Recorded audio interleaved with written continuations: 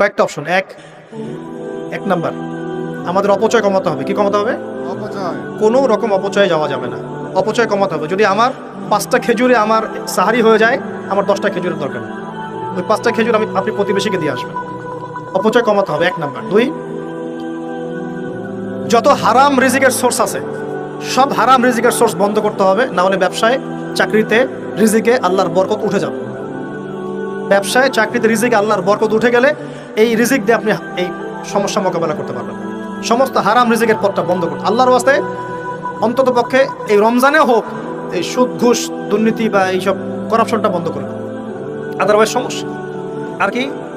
আর হচ্ছে কৃষিভিত্তিক উৎপাদন বাড়ানোর চেষ্টা করতে হবে। কি করতে হবে? আর কি? আরেকটা হচ্ছে দান সাদাকা, আমরা যারা করি না বা কম করি তাদেরকে দান সাদাকার হাত প্রশস্ত করতে হবে।